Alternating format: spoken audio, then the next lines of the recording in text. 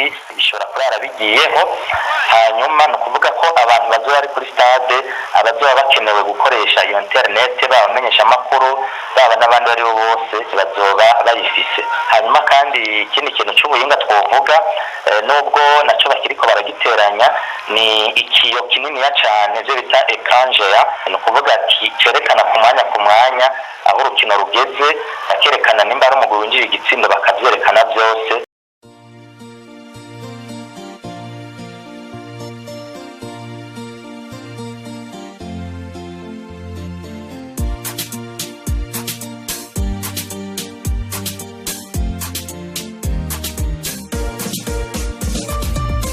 Stade Intwari igiye kwitwararikwa ku rugero mpuzamakungu bitarimenyerewe aha mu Burundi. Mu biyiranga harimwo amakamera arenga 100 ari mu bice bitandukanye maze agafasha gucungera umutekano. Aha rero abantu batera akajagari bazobikora izuba riva. Azoheza kubikora abace baza kumufata aje gusigura ivyo yakoze. Hari naho mutazomenya ko ayo makamera ariho kuko abari amakamera de surveillance inyegeje novuga kamera kashi. Ibi ni bimwe mu byavuzwe na Elise Niyubahwe icegera c'umunyamabanga mukuru w'icyamu ry'umupira w'amaguru mu Burundi FFB. Yabishikije kuri uwo munsi wa kane itariki 18 z'ukwezi kw'icenda mwaka wa 2025 aho yari umutumire mu kiganiro c'inkino ku nsamirizi inkuru y'igihugu RTNB. Mwabiteguriwe aha kuri YouTube nanje Wilfred Rambona kinyamakuru ni Wifi Sport, mukore subscribe cyangwa s'abone mungire mufungure avuga kengere mubona kugira ngo mube mbere mu gushikirwa n'ibiganiro ngenda ndabashikiriza. Mukanya muriyumvira ayo majambo yashikirije.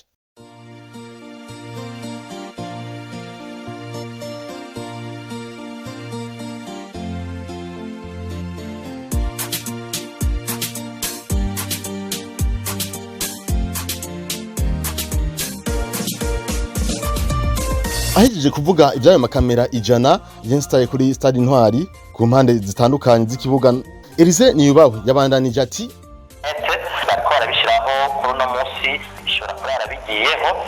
Hanyuma no kuvuga ko abantu bazoba ari kuri stade abazoba bakenewe gukoresha iyo internet babamenyesha amakuru baba n'abandi bari bo bose bazoba bayifise.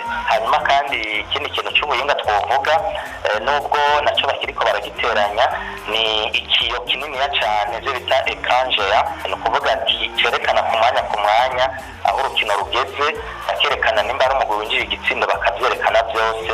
No kuvuga ko hari utundi dukeyi batarashiraho tujya tuzoza turerekana ibihayanishwa byo ku mpande z'ikibuga. No kuvuga ko hari umugwi uri kurabikora w'abahinga uri kurabikora.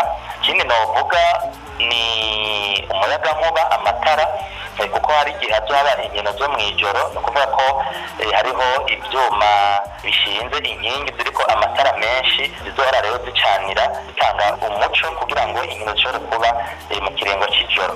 Kugira ngo ikibuga Intwari kibungabungwe no kuvuga ko hacashigwaho umuyobozi w'ikibuga directeur du stade azoba akora ku munsi no kuvuga arico ahembegwa.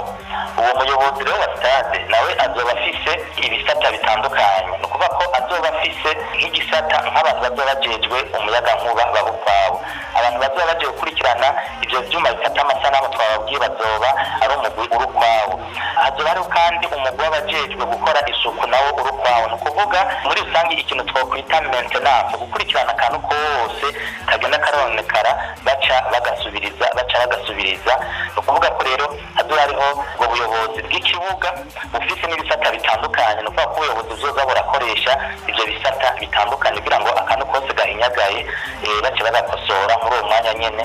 Ivyo rero nta byahahora, cyo gutuma rero twizeye neza na neza yuko ubuya icyo kintu ku by'ukuri kizoja mu ngiro kare, ikintu cyameneka bikaboneka yuko umengo nta muntu akibazwa, ariko ubu hazo hariho umuyobozi abazwa byose ivya stade akakindi ajejwe.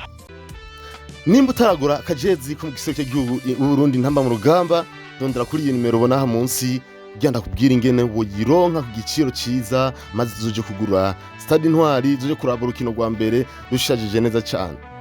Iyo nimero ushobora kwimpamagara ko kandi kugira ngo cyo kwamamariza ibyawe biciye kuri no rubuga rwa Wifi Sport, haba kuri Facebook cyangwa kuri YouTube, kuko ibintu byawe tubibwiye abantu basazukurikirana ushobora kuronka abakiriya benshi.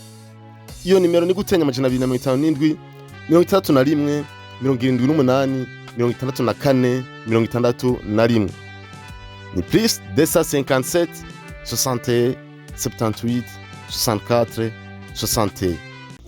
Ndagushimira wowe wankurikiranye kuva mu ntango gushika mu mpera z'ikiganiro kumwe nanje Willy Fred Irambona kinyamakuru ni WFI Sport canke Wifi Sport ivana ko ushaka kubivuga.